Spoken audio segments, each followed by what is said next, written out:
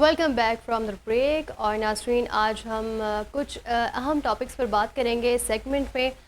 हमारे पाकिस्तान में हम देखते हैं कि इंडस्ट्रीज़ जो आज से गुज़श्ता 10-15 साल पहले थी, आज उनका वो हाल नहीं है। कितनी इंडस्ट्रीज़ हैं जो अब पाकिस्तान से बंद हो गई हैं। और पाकिस्तान वो मुल्क है जो कुदरती यहाँ पर जितनी भी चीज़ें हैं, पाकिस्तान माला माल है। मादनियात की बात की जाए, एक ज़माना था जब हम कॉटन को एक्सपोर्ट करते थे और दुनिया में वो जानी जाती थी, लेकिन आज उस सेक्टर में भी हम देख रहे हैं कि डिक्लाइन आ रहा है। और इसी हवाले से आज बात करेंगे। हमने हमारे स्टूडियो में मदऊ किया है इफ्तिखार हसन साहब को, जो ग्रुप डायरेक्टर हैं, टेक्निकल हैं। हसन साहब, बहुत शुक्रिया, आपने हमें वक्त दिया और आज हमारे साथ आप यहाँ मौजूद हैं। क्या रीज़न है सर, हम अपनी प्रोडक्शन को बेहतर नहीं कर पा रहे? और हम आफ्टर बजट कहा गया है कि हमें रिलीफ मिलेगा बिजनेस सेक्टर में, इंडस्ट्रियल सेक्टर में, तो कहाँ है वो रिलीफ? आपको लगता है कि हमें रिलीफ मिला? इंडस्ट्री जो है उसमें इंडस्ट्री को जो ज़्यादा ग्रो करती है वो एक्सपोर्ट के साथ करती है, जो हमें डिफरेंट मार्केट के साथ कॉम्पीट करना पड़ता है। हम बेसिक अगर 4-5 चीज़ें ले लें, जो हमारे पास कराची ज़्यादा इंडस्ट्री जिस पे सफ़र करती है, वो मेन है जिस पे हमारे पास बिजली का फुकदान है, जिसे हम जो देखते हैं। आज हम अपने जब रीजनल प्लेयर के साथ कंपेयर करते हैं, हम रेट देखते हैं चाइना के साथ, बांग्लादेश के साथ, इंडिया के साथ फॉर एग्जांपल, तो हमारे वहाँ पे जो रेट है हमें पड़ता है कोई 0.63 सेंट्स और हमें किलोवाट पर आवर, और यही रेट हमें कराची में पड़ता है 0.13 किलोवाट पर आवर का। तो अब जब मेन जो कॉन्स्टिट्यूएंट है बिजली, जब वही आपको डबल रेट पड़ेगा तो आप कैसे कॉम्पीट करेंगे? और डेफिनेटली जब आप लोकल भी देंगे तो वो लोकल इंडस्ट्री लोकल भी लोगों को जब देंगे तो वो चीज़ डेफिनेटली कोई भी आइटम हो तो आपको महंगा ही पड़ेगा। फिर दूसरा कॉन्स्टिट्यूएंट है पानी। पानी भी कराची में हम सब सुनते हैं कि कराची में जो पानी का फुकदान है, डेफिनेटली इंडस्ट्री भी उसी का इम्पेक्टेड आती है। कराची में जो ओवरऑल है, अगर हमारी कराची की जो रिक्वायरमेंट है, अगर आप उसको देखेंगे तो कराची में जो वाटर सप्लाई है वो आधी है उसकी। ऐसा है। आपने वो सुना होगा K4 का प्रोजेक्ट हमारा है, अल्लाह बेहतर करे कि इंशाल्लाह वो स्टार्ट हो जाए। तो कराची अभी भी इंडस्ट्री अभी भी क्या है कि इंडस्ट्री को पानी खरीदना पड़ता है। तो पानी भी हमें तकरीबन समझे कि वो भी हम खरीद रहे हैं, जो कि हमें ऊपर टैंकर उसकी एक प्राइस होती है जो पानी इंडस्ट्री खरीद रही है। फिर डेफिनेटली बिजली के फुकदान के लिए, ऐसे भी आपने मानसून की बात करी थी, मानसून पे भी क्या होगा, जब बिजली आपके पास जाएगी तो डेफिनेटली इंडस्ट्री को जनरेटर्स पे जाना पड़ेगा। बिल्कुल ऐसे। उसकी कॉस्ट वो नॉर्मल कॉस्ट से भी डबल हो जाती है।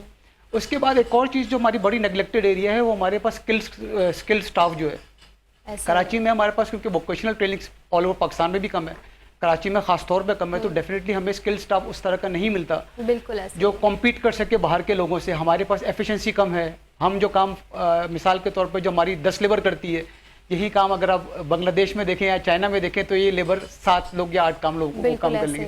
तो ये 4 से 5 जो है ना कि उसके बाद जो टैक्सेस हैं हमारे पास इंडस्ट्री के ऊपर, वो ऑलमोस्ट हमें कोई 30 से 40% पड़ जाता है। सुपर टैक्स खत्म कर दिया गया है, ये भी हमने देखा। तो कोई फायदा हुआ है? हमें नजर तो नहीं आ रहा कि सुपर टैक्स उसमें जो बड़ी सुपर टैक्स था उन कंपनीज के लिए जिनका टर्नओवर बड़ा था।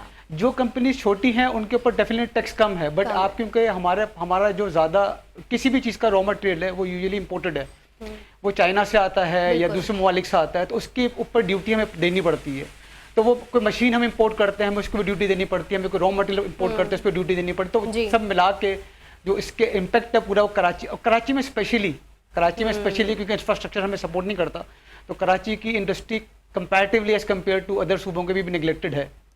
बिल्कुल। अच्छा इफ्तिखार साहब, मैं ये पढ़ी थी कि जब पाकिस्तान में कोई भी इंडस्ट्री कोई एक चीज़ बनाती है, पावर सेक्टर के हवाले से बात की जाए कि कोई वायर बना रहे हैं, कोई खंभा बना रहे हैं, तो उसके लिए वो 2 साल के लिए टेस्टिंग का मरहला होता है, जिस पे वो उनको अमल दरामद कराना पड़ता है। और फिर 2 साल के बाद वो ये चेक करते हैं कि आया ये प्रोडक्ट ये अच्छा है, बेहतर है। तो वो जो 2 साल लगते हैं, वो पाकिस्तान में इस तरह की पॉलिसी क्यों है? और मतलब 2 साल आप देखें कि 2 साल बहुत लंबा अरसा है। अगर हम देखें, वो एक इंटरनेशनल रूल है, आप कोई भी चीज़ बनाने जाते हैं ना तो आपको उसको देखना पड़ता है कि उसका, लेकिन 2 साल बाद भी शर्त ये नहीं होती कि वो उसको वो करेंगे आगे। देखिए हमारे टोटल जो इदारे हैं ना वो सपोर्टिव नहीं है, क्योंकि अब जैसे आपने देखा होगा जी, जैसे अब SIFC बनी तो उससे ये हुआ कि इंडस्ट्री में हम बाहर से इन्वेस्टमेंट लेके आना चाह रहे हैं, तो उसको वन विंडो सर्विस दी गई है। अगर आप एक नॉर्मल इंडस्ट्री को देखेंगे उसको 15 से 20 इदारों को फेस करना पड़ता है, डिफरेंट इदारों से अप्रूवल्स लेने पड़ते हैं। तो ये वो हर्डल्स हैं बेसिकली जो अब गवर्नमेंट ने जिस पे टेकअप किया कि भैया बाहर से अगर इन्वेस्टमेंट लाना चाहते हैं तो हम SIFC के थ्रू जाएँ। अब ये जो आर्टिफिशियल इंटेलिजेंस आने के बाद भी, जो जैसे मैं मिसाल देता हूँ आपको, वैक्सीन बनती थी पहले मैं एक वैक्सीन बनाने में 10 साल का अरसा दरकार होता था, अब वो वैक्सीन बनने में मैं 2 से 3 साल का दरकार अरसार हो रहा है। तो जैसे जैसे हर शोबे में जहाँ जहाँ जिद्दत आ रही है विद आर्टिफिशियल इंटेलिजेंस के सपोर्ट के साथ, तो वहाँ पे ये इंशाल्लाह टाइमलाइन जो है कम हो जाएगा। अच्छा, जिस तरह आपने एक्सपोर्ट की बात की, इंपोर्ट की बात की, कि ऑब्वियस सी बात है अगर मुल्क तरक्की करेगा तो उसकी एक्सपोर्ट्स बेहतर होगी और इंपोर्ट कम होगी, लेकिन अनफॉर्चुनेटली पाकिस्तान में इंपोर्ट कुछ ज़्यादा ही है और एक्सपोर्ट कम है। जिस तरह आपने भी जिक्र किया, टेक्सटाइल जो पाकिस्तान की बैकबोन समझी जाती थी, और मैं नहीं देखती कि टावल और बेडशीट्स के अलावा हमारी कोई प्रोडक्शन में इतनी कोई क्वालिटी है जो हम एक्सपोर्ट कर सकें। तो हमारी जो बैकबोन है, हमारी स्ट्रेंथ है, उस पर ही हम काम नहीं कर रहे, तो फिर हम और सेक्टर्स पर क्या काम करेंगे? असल में इसमें हम कहते हैं एक हाई वैल्यू एडेड प्रोडक्ट्स होती है, एक आपकी लो वैल्यू एडेड प्रोडक्ट्स होती है। जो आपने बात करी वो लो वैल्यू एडेड प्रोडक्ट्स हैं, जिसमें आप टर्नओवर तो कमा लेते हैं बट उसमें वैल्यू नहीं है। वैल्यू नहीं। तो अब एज ए इंडस्ट्री जैसे अब शिफ्ट आ रहा है, हम जैसे अब आप कंप्यूटर के कंपोनेंट्स हैं, मिसाल के तौर पे आपकी चिप्स की फैक्ट्री अभी लग रही है, माइक्रो चिप्स जिसे हम कहते हैं। अभी आप देखेंगे सैमसंग ने कोरिया में बहुत बड़ा इन्होंने अभी वो लगाने जा रहे हैं, मोर देन $1 ट्रिलियन की। तो मार्केट का शिफ्ट हमें चाहिए पाकिस्तान के अंदर कि हम वैल्यू एडेड गुड्स की तरफ जाएं रादर देन कि हम जो है वो लो वैल्यू एडेड गुड्स की तरफ जाएं। जैसे आपने बात करी टेक्सटाइल का, हमारा जो एक्सपोर्ट है कोई $16 बिलियन का भी है, बट वो लो वैल्यू साइड पे। तो एज अ जब तक हम हाई वैल्यू पे नहीं जाएंगे, तो हाई वैल्यू पोर्ट्स पे नहीं जाएंगे, जो पोटेंशियल ऑफ द मार्केट है, तो हमें कॉम्पिटिटिव प्रॉब्लम होगी। अच्छा इफ्तिखार साहब, पाकिस्तान की कुछ इंडस्ट्रीज़ थी जिनका बड़ा नाम हुआ करता था, उनमें सोराब बाईसाइकिल और पावर लॉक्स हुआ करते थे, और एक टॉय कंपनी है बहुत मशहूर, सिलिको टॉयज़ उसका नाम था, और ये बहुत बड़ी इंडस्ट्रीज़ थी पाकिस्तान की जो अब बंद हो गई हैं। तो इसका क्या रीज़न है कि इतनी बड़ी कंपनीज जिनका नाम दुनिया में जाना जाता है, इवन ये जो बाईसाइकिल की मैं बात करूँ उस पर गाने भी बने गए हैं, तो ये तो इतनी मशहूर पाकिस्तान की इंडस्ट्री थी, और इनका बंद हो जाना पाकिस्तान में, तो ये डिक्लाइन नज़र आ रहा है हमें अपनी इंडस्ट्रीज। इसमें दोनों पर्सपेक्टिव है। एक पर्सपेक्टिव है कि बहुत सी, जैसे बीच में टॉपिक चला था कि बहुत सी मल्टीनेशनल पाकिस्तान छोड़ के चली गई। हाँ। मैं अगर, क्योंकि मेरा बैकग्राउंड फार्मा साइड से, तो मैं अगर फार्मा साइड देखूँ तो 1990s या 80s में कहते थे हमारे पास 45 मल्टीनेशनल कंपनीज पाकिस्तान में एग्जिस्ट करती थी। आज हमारे पास को 20 to 25 रह गई।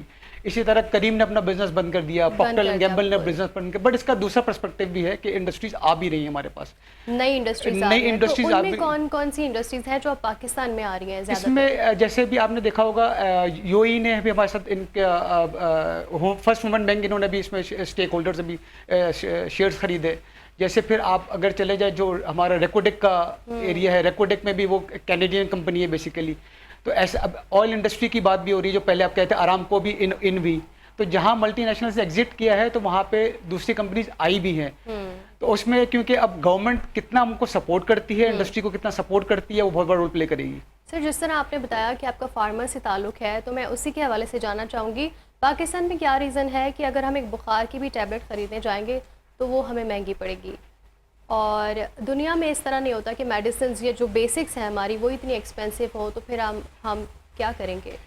पाकिस्तान में मैंने जैसे बताया ना, हमारे पास ज़्यादा हमारी जो रॉ मटेरियल है ना, मेडिसिन का रॉ मटेरियल इस वक्त 90% इम्पोर्ट पे है। 90% हम जो raw material, basic raw material किसी को दवा बनाने के लिए, हम उसका रॉ मटेरियल बाहर से मोस्टली चाइना से हम इम्पोर्ट करते हैं। तो हमारी डिपेंडेंसी रॉ मटेरियल पे ज़्यादा है। तो हमारी प्रोडक्शन रॉ मटेरियल पर क्यों नहीं है? क्योंकि पाकिस्तान में रिसोर्सेज तो मौजूद है।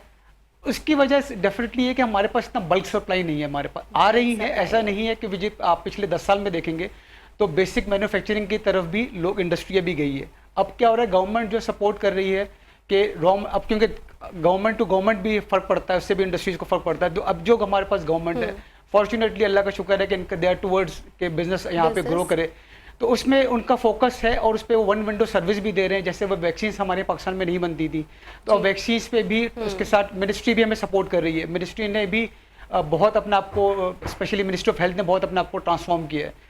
जैसे आपने सुना होगा कि पहले 2 नंबर मेडिसिन भी थी, तो उसके लिए फिर 2D बारकोड आया जी। अब मिनिस्ट्री ऑफ हेल्थ ने सिविलाइजेशन की तरफ जा रही है, तो इससे 2 नंबर दवा भी खत्म होगी, फिर कुछ स्मगल भी आ जाती है। बट जो बेसिक वो इशू है वो है रॉ मटेरियल इंपोर्ट का। जब डॉलर बढ़ेगा तो रॉ मटेरियल की प्राइस भी डेफिनेटली बढ़ेगी, तो इसका इम्पैक्ट वहाँ पे आता है। अच्छा इफ्तिखार साहब, मैं ये पढ़ी थी कि 1993 के बाद से हमने जो है अपनी इम्पोर्ट जो ड्यूटी है वो हमने गिराई है और GST हमारी बढ़ती गई है। तो क्या ये रीज़न है कि हमारी जो इम्पोर्ट है वो इतनी ज़्यादा है और एक्सपोर्ट इतनी कम है? तो हमने ये क्यों किया जब हम अपनी इम्पोर्ट बढ़ा सकते हैं, हमारे पास क्योंकि रिसोर्सेज हैं, हमारे पास लेबर फोर्स है, तो हम इस पर काम क्यों नहीं कर रहे? क्योंकि हमारी स्ट्रेंथ है, हमारी इंडस्ट्रीज़, हमारी कॉटेज इंडस्ट्रीज़, टेक्सटाइल, तो फिर हम ये इंपोर्ट ड्यूटी है ये इतनी कम और जीएसटी इतनी ज़्यादा है। एक्सपोर्ट्स की वजह यही है कि हमारे पास अभी भी जब जब तक आप इंडस्ट्री के मसलों को नहीं समझेंगे, इंडस्ट्री खड़ी नहीं होगी। डेफिनेटली आपकी बात बिल्कुल ठीक है कि अगर आपको आपको अपने पोर्ट पे डिपेंडेंसी ख़त्म करनी है और आपको अब जो विजन पाकिस्तान का है इस मोर ऑफ एक्सपोर्ट, अब आप सुनती होंगी कि ज़्यादा इंडस्ट्रीज़ को इंकरेज करा जा रहा है कि वो एक्सपोर्ट की तरफ जाएं, रेवेन्यू जनरेट करें। तो जब तक हमारा रिलायंस, जब तक हम अपनी लोकल इंडस्ट्री को स्ट्रेंथन नहीं करेंगे इन ऑल टर्म्स जो हमने डिस्कशन किया, जिस तरह आप भी यही कह रहे हैं कि पाकिस्तान में अगर हम एक बिज़नेस करना चाहें, अगर मैं एक इन्वेस्टमेंट लेके जाऊं और मैं कहूं कि मैंने यहाँ बिज़नेस करना है, तो मुझे पहले तो 100 तरह के मसले होंगे। मुझे गैस का प्रॉब्लम होगा, पानी नहीं है, यहाँ पर इंफ्रास्ट्रक्चर आप देखें कराची का स्पेशली कि हम एक रोड है जो कितने सालों से ज़बूहाली का शिकार है, वो बन नहीं पा रही है। हम तो बड़े हो गए हैं वो देखते देखते, लेकिन वो उस पर काम नहीं हुआ। तो क्यों कोई इन्वेस्ट करेगा पाकिस्तान और स्पेशली कराची जैसी सिटी में जहाँ पर इस तरह के मसले हैं? उसके लिए ये हो रहा है कि अब एक्सपोर्ट प्रोसेसिंग जोन्स को ना ओपन करा जा रहा है। जैसे हमारे लिए अभी 100 एकड़ की लैंड है जिसपे इन्होंने डिसाइड किया है कि हम वहाँ पे सी फूड एक्सपोर्ट करेंगे वहाँ से। तो 100 एकड़ का लैंड इन्होंने गवर्नमेंट ने एलोकेट किया। आप जब भी कोई जोन बनाते हैं, जैसे अभी आपने सुना होगा धाबे जी पे एक्सपोर्ट प्रोसेसिंग जोन बन रहा है, फिर जो स्टील मिल का लैंड था वहाँ पे एक जोन बन रहा है। तो जो जोन्स डेवलप होते हैं वहाँ पे इंडस्ट्रियलिस्ट को बेसिकली इनकरेज करा जाता है कि उनको टैक्स फ्री दिया जाता है। उनको फिर वहाँ से वन विंडो सर्विस मिल जाती है। अगर आप और से किसी एक्सपोर्ट प्रोसेस जोन में या किसी इंडस्ट्रियल साइट पे जाते हैं जो नए बन रहे हैं, तो वहाँ पे बेसिक मकसद ये होता है कि आपको ये इन चीज़ों से आपको ना छुटकारा मिले, आपको वन विंडो सर्विस आपको मिले। क्योंकि अब गवर्नमेंट का, क्योंकि जैसे मैं आपको बताया SIFC जैसे जब से फॉर्म हुई है, तो दे आर इनकरेजिंग पाकिस्तान में जो फॉरेन डायरेक्ट इन्वेस्टमेंट है वो बढ़े। तो अब उसी के लिए ये है कि वन विंडो सर्विस दी जाए, प्रोसेस टाइम को कम किया जाए। अब आप देखेंगे बहुत सी चीज़ें जो ऑनलाइन सबमिशन हो रहा है, तो बहुत सी एप्लीकेशंस जो पहले आप गवर्नमेंट में सबमिट करते थे, अब गवर्नमेंट में इदारों की बात कर रहा हूँ, तो प्रोसेस टाइम को, क्योंकि अवेयरनेस जागी है, चाहे वो फेडरल हो चाहे वो प्रोविजनल गवर्नमेंट हो, वो अब अवेयरनेस है इंडस्ट्री के साइड। तो जैसे आपने कहा, उम्मीद कर रहे हैं, हम भी उम्मीद कर रहे हैं कि जो है वो आने वाला वक्त पाकिस्तान के लिए बेहतर हो। बिल्कुल इफ्तिकार साहब, एक वक्त था जो पाकिस्तान क्वालिटी लेवल के पेपर प्रोड्यूस करता था और पाकिस्तान में इतनी रिसोर्सेज हैं पेपर बनाने के लिए, और लेकिन अब अनफॉर्चुनेटली हम अपने उर्दू के कायदे भी जो है इंपोर्ट कर रहे हैं। तो क्या रीज़न है? हमारे पास रिसोर्सेज हैं, हमारे पास लेबर फोर्स है, स्टिल हम इंपोर्ट कर रहे हैं। इवन हमारे कायदे उर्दू के जो मैंने ये पढ़ा कि हम वो भी इंपोर्ट कर रहे हैं। क्यों, क्या रीज़न है इसका? हमारा जो यील्ड प्रोडक्ट है वो इतना एक्सपेंसिव है जो हमें इंपोर्ट में सस्ता पड़ता है। हमारे बहुत सी ऐसी चीज़ें हैं जो हमें इंपोर्ट में आपको सस्ती पड़ेंगी, क्योंकि उनके जी आप अगर मैं एग्जैक्टली अगर चाइना के साथ देखूं तो उनके यहाँ लेबर फोर्स है ना इफेक्टिव है। हमारी या उनके यहाँ ऑटोमेशन पे बहुत ट्रांसफॉर्मेशन हो गई है। तो डेफिनेटली अगर कोई चीज़ अगर आपको लोकल इंडस्ट्री खड़ी करनी है तो पहले आपको इंपोर्ट को भी रोकना पड़ेगा पैरेलल। ठीक है। अगर जैसे हमने पेपर की बात करी, तो अगर पेपर मैन्युफैक्चरिंग हम स्टार्ट करें पाकिस्तान में, तो हमें एक्सपोर्ट को पहले डिस्करेज करना पड़ेगा जी। तो ये बहुत सी चीज़ों में तो होता है, बट ये इंडस्ट्री टू इंडस्ट्री डिफर करेगा। ठीक है इफ्तिखार साहब, यहाँ एक न्यूज़ ब्रेक लेंगे। इस वक्त IT मिनिस्टर शुजा फातिमा इस वक्त खिताब कर रही हैं, आपको बराह रास्त दिखाते हैं। एम्प्लॉयबिलिटी जो है वो हमारे ग्रेजुएट्स की किस हिसाब से है, तो पूरी दुनिया में तो there like over 100,000 vacant jobs इस वक्त एज वी स्पीक। सो लाखों में जो है वो वैकेंसीज हैं, एंड क्योंकि लाइक आई सेड बहुत स्पेशलाइज्ड फील्ड है, तो उसकी जो अवेलेबिलिटी है या सप्लाई है ह्यूमन रिसोर्स की, दैट इज़ वेरी लो। सो मैं कल भी एक प्रोग्राम में कह रही थी कि हमने अपना पूरा जो ट्रेनिंग का फ्रेमवर्क है वो चेंज करके, instead of counting the number of train programs, trainees के इतने बच्चों ने एनरोल कर लिया, हमारी जो अब KPI है वो ये है कि कितने बच्चे ग्रेजुएट करते हैं, एंड मोर इम्पोर्टेंटली उनमें से कितने बच्चे जो हैं उनकी एक्चुअल जॉब लगती है, या वो अपनी एग्जिस्टिंग जॉब में प्रमोट होते हैं, या वो किसी एंटरप्रेन्योरियल एक्टिविटी में जाते हैं। So our public spending is now peg to के whoever's becoming our training partner, वो एक अगर वो हमारी employability which is usually around 80% का हम टारगेट रखते हैं, अगर वो हमारे एम्प्लॉयमेंट टारगेट्स को मीट करते हैं तो फिर हम अपनी फाइनल रिलीजेस ऑफ फंडिंग भी करते हैं। सो प्राइम मिनिस्टर साहब का जो है एक बहुत डायरेक्टिव था बड़ा, and he takes monthly meeting on this. और इस वक्त वजारत IT और इग्नाउट के ताउन से तलबा की ग्रेजुएशन की तकरीब इस वक्त जारी थी, जिसमें IT मिनिस्टर शुजा फातिमा अपना इज़हार ख्याल कर रही थी और ये आपने देखा। और ब्रेक पर जाने से पहले हम इफ्तिखार साहब से कुछ अहम बात कर रहे थे बिज़नेस सेक्टर के हवाले से, इंडस्ट्री सेक्टर के हवाले से हम बात कर रहे थे कि आया हमारी इंडस्ट्रीज़ में डिक्लाइन आने की क्या वजह है, क्या रीज़न्स हैं जो हमारे पाकिस्तान की इंडस्ट्रीज़ हैं आज से कुछ 10 साल पहले जो उनका कंडीशन थी आज उससे कहीं कम है, और हमारी जो जीडीपी है उसमें एक अहम हिस्सा होता है इंडस्ट्रीज़ का, और क्यों उसमें इतनी गिरावट है, क्यों हमारी सर पॉलिसी एंटी इंडस्ट्री है हमारी पॉलिसी फ्रेमवर्क। इसी की वजह ये कराची में अगर आप देखेंगे तो लोकल एंटरप्रेन्योर्स जो हैं वो उनको हम इंगेज अभी भी नहीं कर पाए ड्यू टू मल्टीपल रीजंस। इसमें बहुत बड़ा, जैसे आपने भी इससे पहले बात की थी इंफ्रास्ट्रक्चर की, जैसे मानसून अभी आने वाला है तो हमें पता है कि हमारा इंफ्रास्ट्रक्चर सपोर्ट ही हमें नहीं करता। हमें इस सीज़न में हमें पता है कि हमारे पास लाइट के हमें इश्यूज आ जाएंगे, हमारे पास लेबर हमें रीच नहीं कर पाएगी, हमारा टर्न अराउंड कम हो जाएगा। डेफिनेटली उसका इम्पैक्ट फिर एक्सपोर्ट पे भी कहीं ना कहीं आता है। तो उसका अगर आप कंपेयर इनफैक्ट आप दूसरे सूबों से भी करेंगी, उसमें पंजाब कंपैरेटिवली इस वक्त ज़्यादा आगे है। तो कराची में भी इंडस्ट्री, क्योंकि इंडस्ट्रीज को उस तरह सपोर्ट नहीं करा जा रहा कि इंडस्ट्री का जब तक आप एक बेसिक इंफ्रास्ट्रक्चर नहीं देंगे तो किसी भी जगह की इंडस्ट्री खड़ी नहीं हो सकती। बिल्कुल, इंडस्ट्री के हवाले से ही एक मैं आर्टिकल पढ़ी थी जिसमें ये बताया जा रहा था कि पाकिस्तान में अगर देखा जाए तो सीमेंट डबल है इन द प्राइस के जो यूएसए में है, मिडिल ईस्ट में है, उनकी प्राइस से डबल हमारे यहाँ सीमेंट की प्राइसेस हैं। तो डू यू थिंक कि ये लैग कर रहे हैं हम इन चीज़ों पे, क्योंकि हमारे प्राइस जो हमारी प्रोडक्शन की ही जो प्रोडक्ट्स हैं वही इतनी एक्सपेंसिव है, डबल है? जी डबल है। जी जी। तो क्या रीज़न है यहाँ पर, और फिर हम किस तरह आगे बढ़ेंगे कि जब हमारे प्राइसेस ही कंट्रोल नहीं है?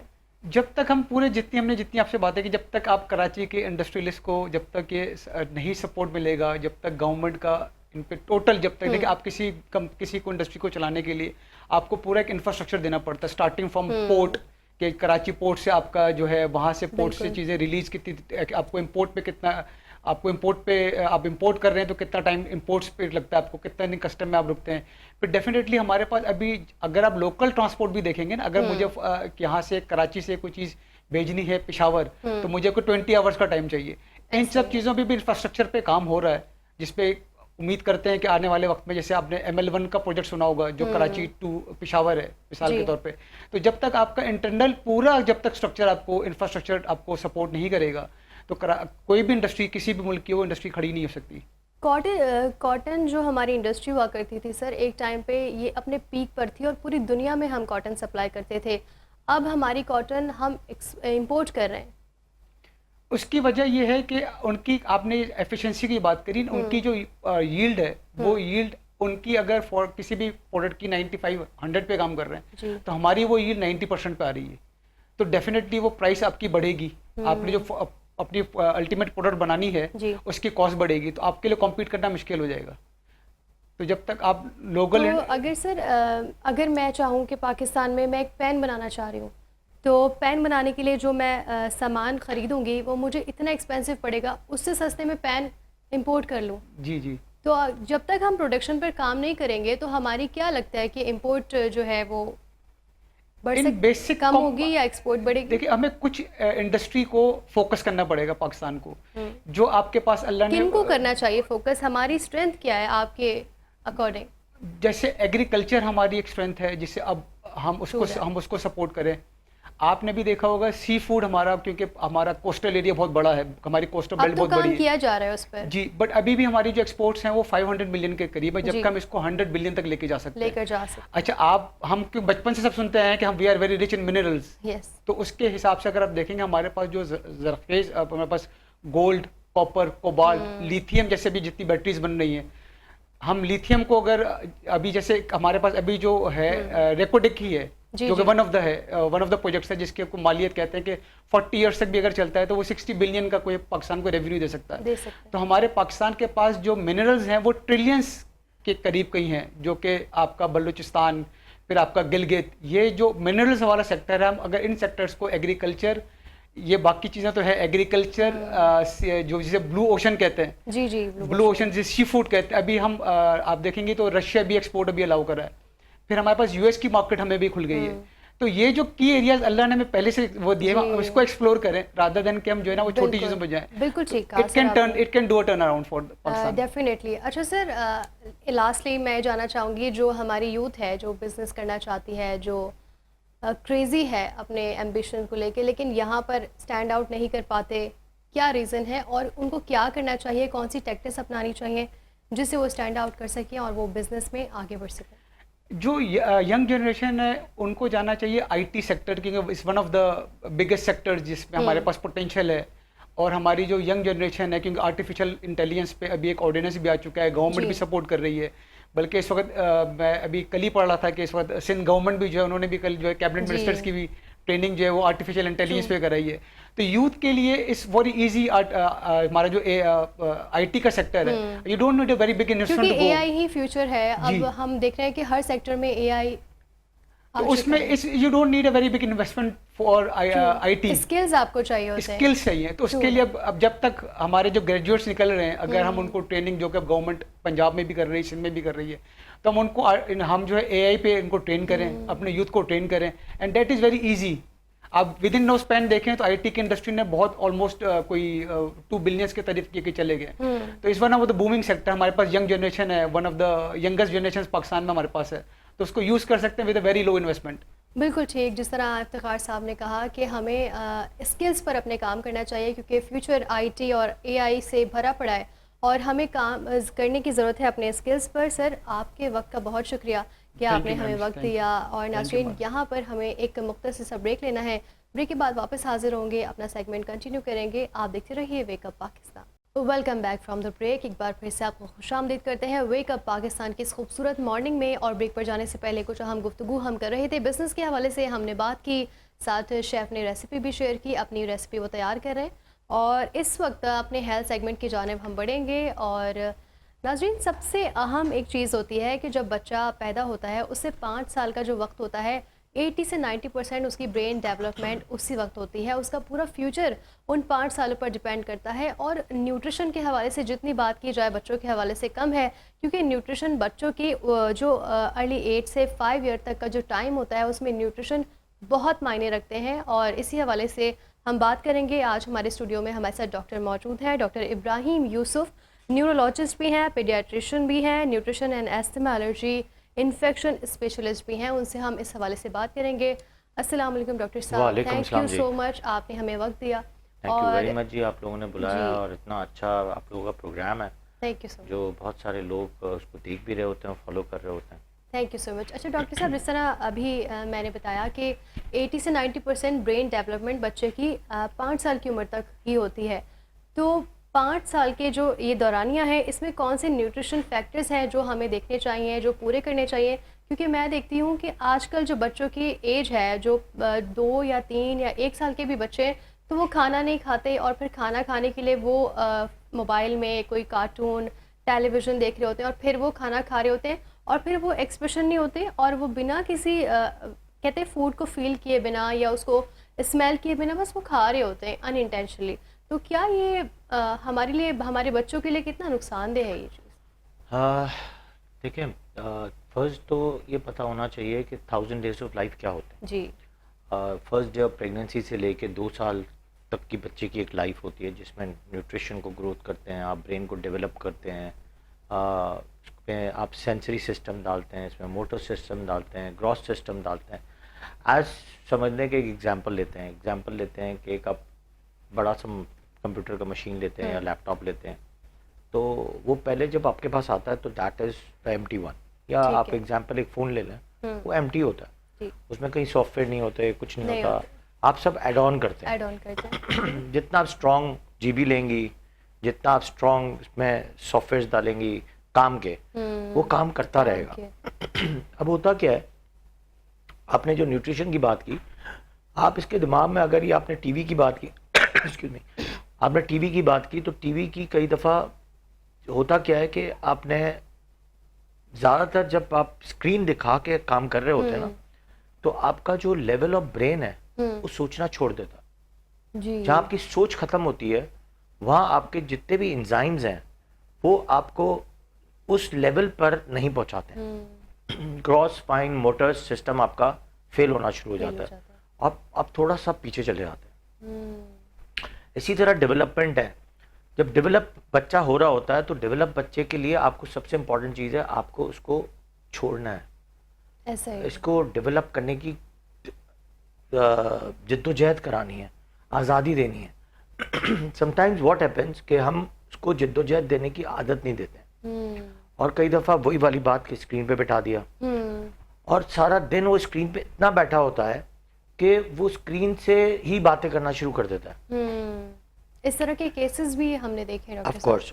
दूसरा इसमें ये देखें, सेंस एंड कॉग्निटिव फंक्शन जो है आपका वो फेल होना शुरू हो जाता है। आपकी चीज़ें जो इंटरैक्शन है, ह्यूमन जो सेंस है, आपकी जो हाथ से आप जो चीज़ें कर रहे होते हो, ऑफ कोर्स वो करना भूल जाते हो आप। ऐसा ही उसके बाद आपकी सारी डेवलपमेंट ज़ीरो पे आ जाती है। जब वो ज़ीरो पे आती है तो खुद ब खुद आपकी चीज़ें जो है वो क्रॉस फाइन मोटर जो है सारा आपका जो है वो डिक्लाइन पे चला जाता है।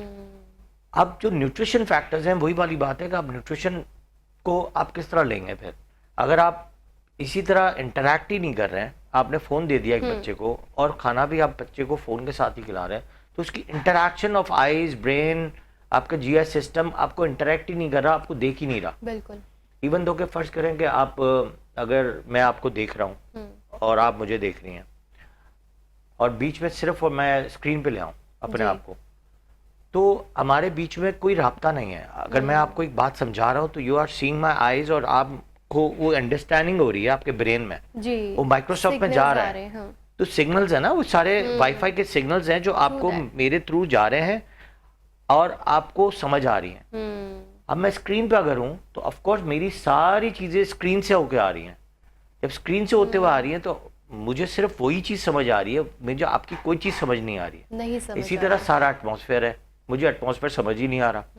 मुझे ये नहीं पता कि मेरे भाई बहन क्या कर रहे हैं, मुझे बॉल से किस तरह खेलना है, मुझे आर्ट का वर्क कैसे करना है। तो इसीलिए फिर आगे जाके हैंड राइटिंग में इश्यूज़ होता है, लर्निंग डिसेबिलिटीज़ होती हैं, आपको पता नहीं होता कि आपको लिखना क्या है, वर्ड्स आप ज्वाइन नहीं कर सकते, वर्ड्स बोल नहीं सकते हैं, लेटर्स बनाते हैं तो वर्ड्स नहीं बोल सकते, वर्ड्स नहीं बोल सकते तो फ्रेजेस को आपको शॉर्ट हो जाते हैं। तो इसमें लर्निंग डिसेबिलिटी आजकल के ज़माने में सबसे ज़्यादा आ रही है। डॉक्टर साहब, ऑटिज़म के हवाले से भी आजकल बहुत बात की जा रही है और इसके केसेस भी हम देख रहे हैं, कितने रिपोर्ट हो रहे हैं। ऑटिज़म सबसे पहले तो ये बताएं बेसिकली है क्या और इसका रीज़न क्या है बच्चों में होने का? क्या ये जेनेटिक्स है या वैसे ही ये कोई एक डिसऑर्डर है? It's a disorder of course, but now the word is changed. It's a special एक समझ लें एक इसको कहते हैं कि डिफ़ॉल्ट एरिया को जो हमने छोड़ दिया बोलना, हमने बोला कि यार इससे गॉड गिफ्टेड या गॉड की वजह से कोई एक प्रॉब्लम हुआ है जिसकी वजह से नेचुरली जब पैदा होता है बच्चा इसके साथ, naturally of course it's a natural phenomena. Still the science is going through कि इसको अननोन रीज़न है और इसको ये नहीं पता कि हमें किस तरह इसको डायग्नोज बनानी है। तो we can not, we have still in the process of that diagnosis कि भाई क्या कि डायग्नोसिस बनाए कि ये होता क्यों है। But still the unknown reason कहता है कि यार इसमें न्यूट्रिशन भी है, रेज हैं, वेव्स हैं, आपकी स्टाइल ऑफ लिविंग है, इसमें बहुत सारी चीज़ें आती हैं। इसमें कितनी दफ़ा न्यूट्रिशन का फैक्टर बहुत बड़ा है कि माँ का फैक्टर है जिसकी वजह से न्यूरो डेवलपमेंट में एरर्स आ जाते हैं। इसमें स्पेशली मिथाइल फोलेट का बहुत बड़ा रोल है कि माँ कई दफ़ा नहीं लेती। मैंने जितनी हिस्ट्रीज़ ली हैं इसमें यही होता है कि कई दफ़ा मिथाइल फोलेट की कमी की वजह से कई दफ़ा हो रहा होता है। तो इसके बाद जब बच्चा पैदा होता है, इसके बाद जब आपके 6 महीने 1 साल होता है तो आपको पता चलना शुरू होता है कि बच्चे के माइलस्टोन थोड़े से डिलेड हैं, या बच्चे की आई की फिक्रिंग मूवमेंट ज़्यादा है, या बच्चा आपकी तरफ सेंस नहीं कर रहा, या देख नहीं रहा, या स्माइलिंग एक्ट नहीं कर रहा। अच्छा, इसके बाद क्या होता है, आप कई दफ़ा इसको छोड़ देते हैं जी। जो निगलेशन और अडॉप्टेशन है जो वो हमारे दिमाग में नहीं आता। हम कहते नहीं ऐसा नहीं हो सकता, ऐसा नहीं हो सकता। तो उस चीज़ को आप डिले करते हैं और डायग्नोसिस नहीं बनती है। फिर आप बच्चा 1 साल का होता है, 2 साल का होता है, स्पीच डिले होती है, बच्चे का जो बिहेवियर है वो तो भी ये अबनॉर्मल सारे होता है। अर्ली सिम्टम्स हैं ऑटिज्म जी के? बिल्कुल अर्ली सिम्टम्स हैं। ओके। तो आप इसको पहचानते नहीं हैं। फिर आप क्या करते हैं कि आप उसकी जो अच्छा ऑटिज्म वाले बच्चे थोड़ा सा शोर शराबा ज़्यादा करते हैं, उनको हाइपर एक्टिविटी ज़्यादा होती है, तो क्या करते हैं इसको चुप कराने के लिए फ़ोन दे देते हैं। तो उसकी जो वहाँ से जो हाई एनिमेशंस, हाई साउंड्स हैं वो आपके वहाँ जाके अटैक करते हैं टेम्पोरल रीजन में, और वहाँ वो आपको जो है वो सॉफ्टवेयर में, जो मैंने कहा ना लैपटॉप है, और सॉफ्टवेयर में वायरसेस आ जाते हैं। हाँ, तो बिल्कुल डॉक्टर साहब, जिस तरह आपने कहा, तो उन पेरेंट्स को भी अवेयरनेस है डॉक्टर साहब कि अगर उनको अर्ली सिम्टम्स दिख रहे हैं अपने बच्चे में, उनकी एक्टिविटी में थोड़ा सा बदलाव है, स्पीच डिले है, तो बिल्कुल आपको डॉक्टर को कंसर्न करना है और डायग्नोसिस पर काम करना है। टू दैट डॉक्टर साहब, अच्छा डॉक्टर साहब, आजकल बच्चों में मैंने ये भी देखा है कि वो खाना घर में जो बनता है, जो फ्रूट्स हैं, वो वेजिटेबल्स हैं, वो नहीं खाते और वो डिमांड करते हैं अपने पेरेंट्स से जंक फूड खाने की। तो पेरेंट्स भी कि इस चक्कर में कि बच्चा कुछ तो खा ले, वो जंक फूड की तरफ ले जाते हैं, उनको आइसक्रीम्स और चॉकलेट्स और फिर ये बर्गर्स, पिज़्ज़ा, और ये बच्चे फिर यही इसी के एडिक्टेड हो जाते हैं। तो इससे कितना नुकसान है और ये एडिक्शन कितनी ख़तरनाक है बच्चों के लिए? अच्छा, एडिक्शन तो वैसे ही बहुत बुरी चीज़ होती है, और एडिक्शन होती क्यों है? आपको एक एग्जांपल देता हूँ। आप घर की बिरयानी खाते हैं, बाहर की बिरयानी खाते हैं, टेस्ट में ज़मीन आसमान का फ़र्क होता है। ट्रू। घर की बिरयानी आपको अगर 30% पसंद है, तो बाहर की बिरयानी जो है 100% पसंद होगी। ऐसे ही सबसे बड़ा रोल जो है ना वो मसालों का, इसमें स्पेशली जो एडिक्टिव मसाले ऐड किए जाते हैं वो आप घर में कभी यूज़ नहीं करते, क्योंकि आपको पता है वो they are unhealthy for the हमारे बॉडी के लिए।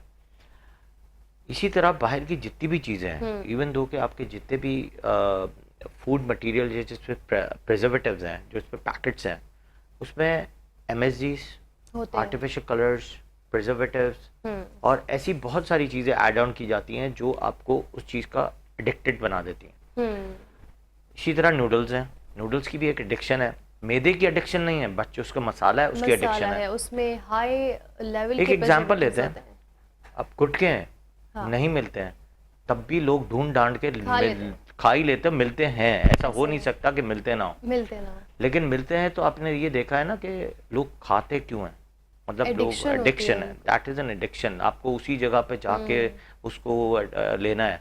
कई दफ़ा आप चाय पीने जाते हैं, तो चाय पीने की भी आपने देखा हो किसी दुकान पे बहुत रश है, किसी दुकान पे तो आप देखें कि उसकी चाय में कोई सेम डिफरेंट नहीं होता, बट कहीं ना कहीं वो एडिक्शन ऐसी है जहाँ पे वो आपकी होता है कि यार मुझे वहीं जाके चाय पीनी जी। तो ऑल इज एडिक्शन। तो एडिक्शन में कई दफ़ा आपका न्यूट्रिशन वैल्यूज ऑफ कोर्स देखें गिरते हैं। अब जितना आप शुगर की बात कर लें साथ में, तो हम पहले एक ज़माने में शुगर लेते थे, साल में एक दफ़ा 2 दफ़ा ले ली, मीठा बन गया तो बन गया, वरना रोज़ कभी मीठा नहीं बनता था।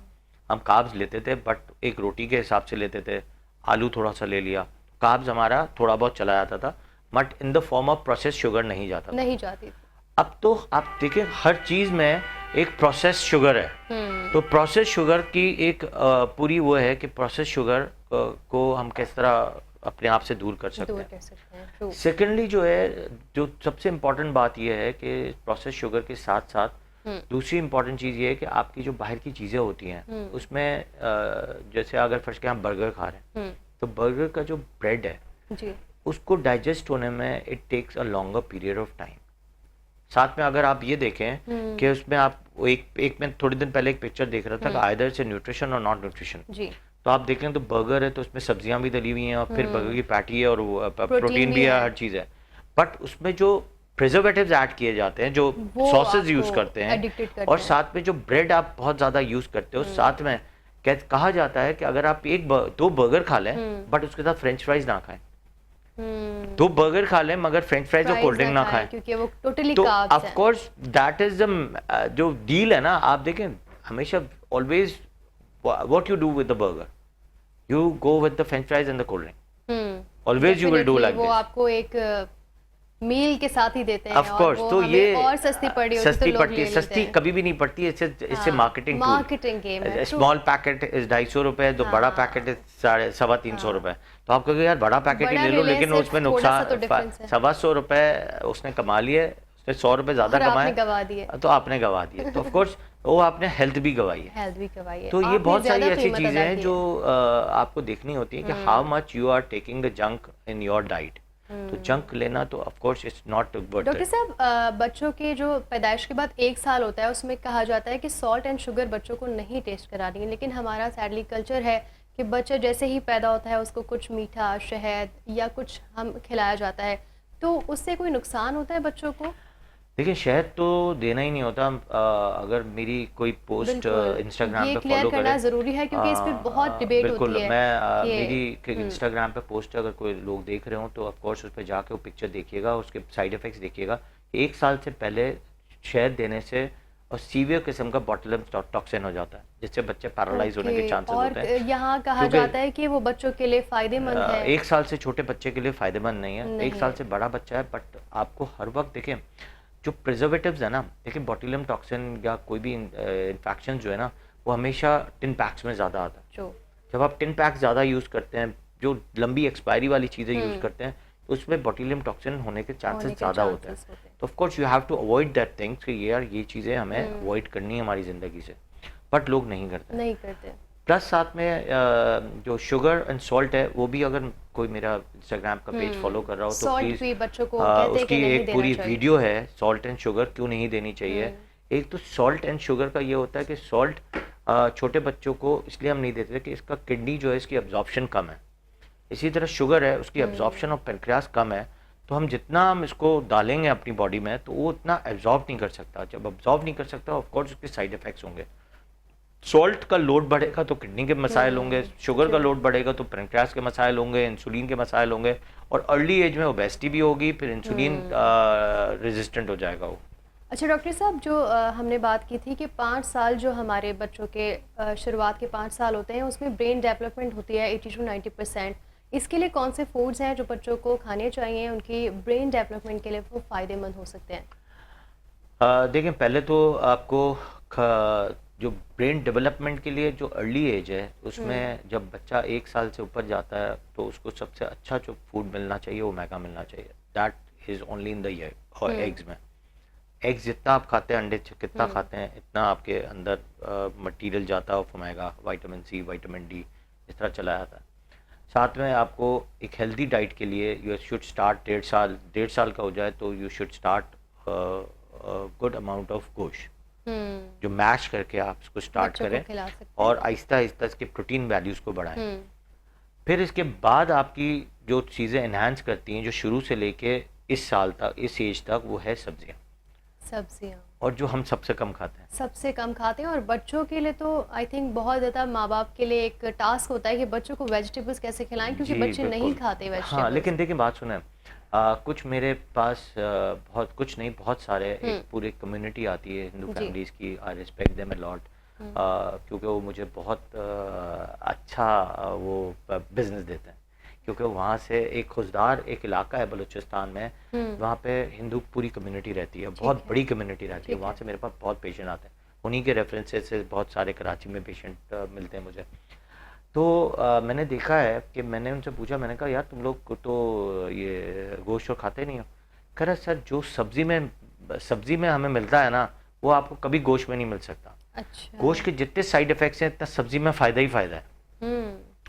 तो फिर मैंने कहा यार सब्जी को रोज़ कैसे खा सकते हो? तो उन्होंने मुझे कहा कि यार सब्जी को रोज़ खाने के लिए आपकी बेगम को या आपके घर में जो खाना बनाने वाले हैं उसको पता होना चाहिए कि how to make a taste, texture आपके घर में जो खाना बनाने वाला है वो बना सकता है। एक मैंने मूवी देखी थी, उसमें घर में खाना नहीं होता था तो कच्चे केले के जो है उसने कबाब बना दिए। तो उन्होंने कहा यार क्या कबाब बनाया? कबाब बना तो ऑफ कोर्स वो उन्होंने कहा यार ये क्या है? तो उसने कहा कि ये तो कच्चे केले की कबाब है। तो वो उस शेफ की कला है कि how to make that food.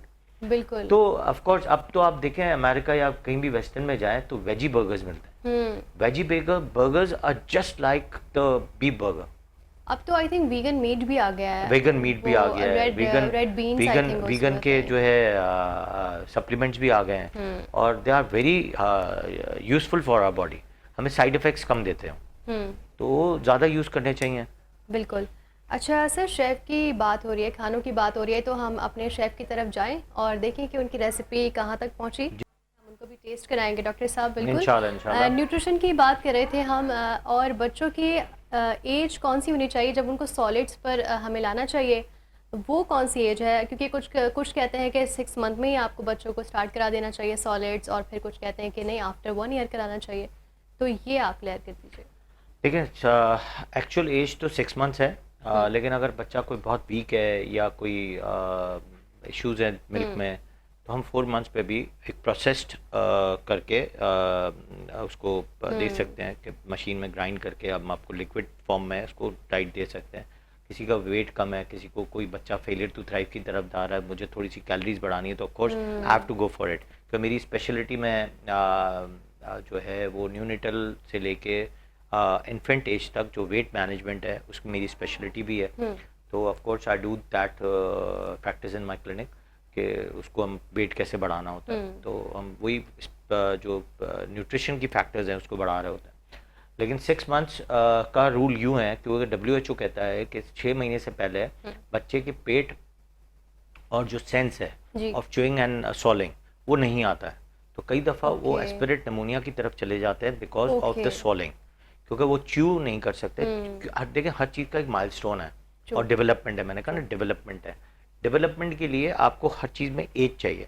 अगर आप कहेंगे यार बच्चा 3 महीने में बैठना शुरू कर दे तो इट्स इम्पॉसिबल, या बच्चा 6 महीने में खड़ा हो जाए या चलना शुरू कर देगा, इट्स इम्पॉसिबल। तो ऐसे ये वाले माइलस्टोन्स भी जो हैं उनके एक एजेस हैं। एज के हिसाब से आपके जो चू और जिस स्वॉलो का जो एज है वो आती है आफ्टर 4 मंथ्स। तो 6 मंथ्स पे एक बच्चा एक मैच्योर हो जाता है। अब कई दफ़ा आप अर्ली एज में ये चीज़ शुरू करते हैं और कई दफ़ा वो हादसा कोई हो जाता है या एस्पिरेट कर जाए या उसको चोकिंग हो जाए या उसको वॉमिटिंग हो जाए, तो बच्चा उससे डर जाता है। फिर 6 महीने के बाद भी वो खाना नहीं खा सकता क्योंकि वो स्वॉलिंग जो माइलस्टोन है वो डिलेड हो जाता है। बिल्कुल, जिस तरह आपने बात की, एक और चीज़ मैं नोटिस करती हूँ कि पेरेंट्स अपने बच्चों को फोर्सफुली खिला रहे होते हैं, वो मना कर रहे होते हैं हमें नहीं खाना नहीं खाना, उनको नहीं भूख लगती, लेकिन पेरेंट्स ये कि बच्चा वीक है, बच्चे का वज़न कम है, नहीं लोग कहते हैं कि जी बच्चा बड़ा कमज़ोर है आपका, उस प्रेशर में आके वो बच्चों को एक्स्ट्रा खिला रहे होते हैं। तो ये कितना ख़तरनाक हो सकता है देखिए इसके लिए you need a good paediatrician पहले तो, कि वो आपको BMIs निकाल के दे, बॉडी मास इंडेक्स, और इसके बाद वो बताए कि बच्चे के साथ न्यूट्रिशन लेवल्स कम हैं या नहीं है। ठीक है, इसके बाद कुछ टेस्ट होते हैं उसको चेक करने होते हैं, जैसे आयरन कराया, विटामिन D कराया, CBC कराया, हाइट चेक की, वेट चेक किया, इसके बाद सारी कैलकुलेशन की और उसके बाद आपको बताया जाएगा। आप इसका अंदाज़ा नहीं कर सकते कि मेरा बच्चा वीक है। माँ को हर बच्चा वीक लगता है। हाँ, ठीक है, तो माँ को तो लगता है कि अगर इसने 4 निवाले खाए हैं तो भी कम है और 8 खाए हैं वो भी कम है। अच्छा एक एग्जांपल लेते हैं, कुछ लोग 5 रोटी ले लें उसमें भी वो सेटिस्फाई नहीं होता। कुछ लोग आधी रोटी में ही सेटिस्फाई हो जाते हैं और उनका वेट भी बरकरार रहता है, उनकी एनर्जी भी बरकरार रहती है और एवरीथिंग इज़ फाइन। और कुछ लोग 5 रोटी के बाद भी सुस्त रहते हैं, लेटे रहते हैं, एक्टिव नहीं होते। तो कई दफ़ा वो एक फैक्टर ऑफ GI सिस्टम है। कई दफ़ा कुछ बच्चे 4 निवाले पे सेटिस्फाई होकर अपनी हेल्थ को प्रॉपर वो करते हैं। डॉक्टर साहब यहाँ एक न्यूज़ ब्रेक पर जाएंगे। इस वक्त सीनियर सूबाई वज़ीर मरियम औरंगज़ेब इस वक्त लाहौर में खिताब कर रहे हैं, आपको दिखाते हैं। और ब्रेक पर जाने से पहले हम डॉक्टर साहब से कुछ बात कर रहे थे, बच्चों के न्यूट्रिशन के हवाले से आया कौन कौन से फूड्स आइटम हैं जो उनके लिए बेनिफिशियल होते हैं उनकी ग्रोइंग एज में। डॉक्टर साहब हम बात कर रहे थे कि अर्ली एज में शुगर और सॉल्ट इतना नहीं कंज्यूम करना, मतलब देना ही नहीं चाहिए 1 ईयर में, और उसके बाद भी हमें 2 ईयर्स तक नहीं देना चाहिए, और उसके बाद भी हमें अपने बच्चों की जो डाइट है उस पर बहुत ज़्यादा काम करने की ज़रूरत है, क्योंकि वो एज होती है जो उनका पूरा फ्यूचर डिसाइड करती है, उनके न्यूट्रिशन वैल्यू उस वक्त डिसाइड करते हैं। तो कौन कौन से, मेरा यही सवाल था ब्रेक पर जाने से पहले, कौन कौन सी चीज़ें हैं जिनका माँ बाप को ख्याल करना चाहिए कि बच्चे जो है वो मेल न्यूट्रिशन की तरफ ना जाएं और उनकी हेल्थ बेहतर हो, उनकी ब्रेन डेवलपमेंट अच्छे से हो। बहुत अच्छा सवाल है। देखिए लोगों ने सुना होगा कि जो minerals, vitamins and micro and macro nutrients होते हैं वो आपके पिकी ईटर बना देते हैं, हिडन हंगर करा देते हैं और बच्चे को भूख से दूर कर देते हैं। ऐसा ही है। मैंने वही कहा कि the chef of the house, जैसे यहाँ शेफ ने जो खाना बनाया है, आप ये देखें, आपने अभी वीडियो में देखा कि उन्होंने कैसे स्टाइल से जो है एक एंगेजमेंट ऑफ द फूड किया। ऐसे प्रेजेंटेशन है। अगर आपने घर पे खाना खिलाना है तो न्यूट्रिशन वैल्यूज बनानी है ना, तो you need a good taste, texture, colour, atmosphere, environment, plates एक जैसी हों, ग्लास पड़े हुए हों प्रॉपर तरीके, मतलब टेबल सजाने की बात कहते हैं। अब आप कहें कि भाई एक प्लेट दूसरी है, शौहर भी आया, बच्चे भी आए, you have to eat together with a good environment, उस वक्त बच्चा एंगेज करे। ऑफ कोर्स यही वाली बात है। दूसरा, मैं हमेशा सबको बोलता हूँ कि सुन्नत तरीका इस्तेमाल करना चाहिए, क्योंकि इख्तियार करने से फ़ायदा ये होता है कि आपकी चीज़ें बेहतर होती हैं, अल्लाह ताला खुश होता है उन चीज़ों से। अच्छा, हम क्या करते हैं, आपने शुरू में एक बात की कि वीडियो के सामने आप देख रहे हैं या आप बातें करते जा रहे हैं, या मतलब इंगेजमेंट आपकी दूसरी है और आप खाना खा रहे हैं, तो of course that is the wrong protocol. कई दफ़ा आपकी जो खाना है ना, वो भी एक जिम्मेदारी है, बिल्कुल ऐसे है, और एक इम्पॉर्टेंट प्रोटोकॉल है।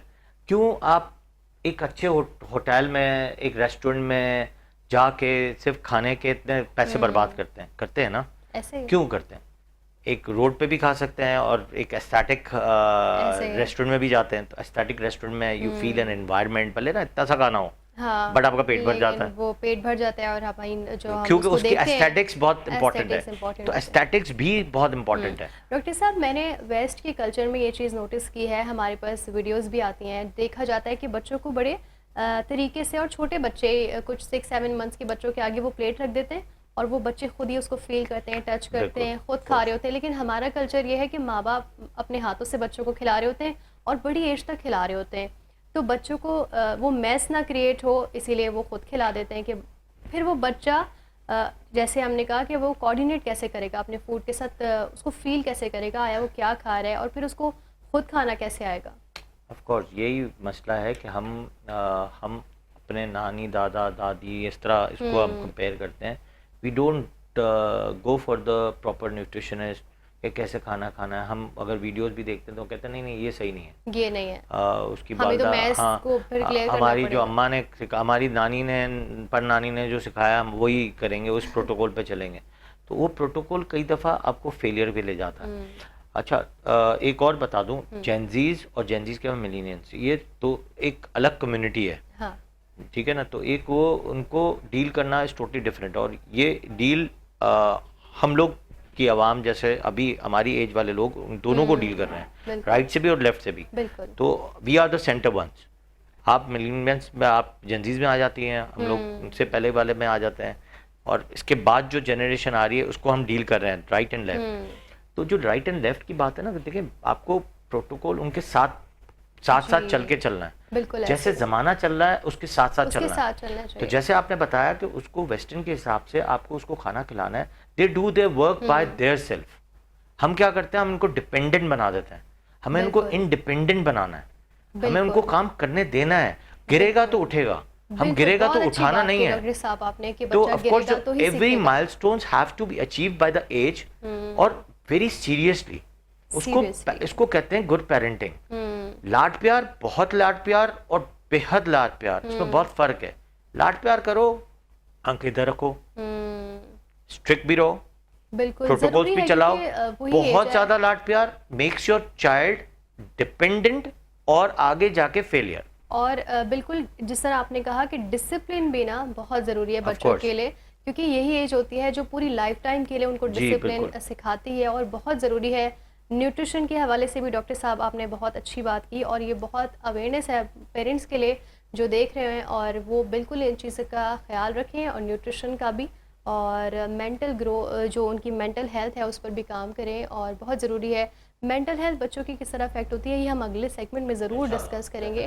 प्रोग्राम का यहाँ वक्त हुआ है ख़त्म, और डॉक्टर साहब आपका बहुत शुक्रिया कि आपने हमें वक्त दिया और इतनी अच्छी गुफ्तगू की। नाज़रीन, मुझे और मेरी टीम को दीजिए इजाज़त, अपना बहुत रखिए ख्याल, अल्लाह हाफ़िज़।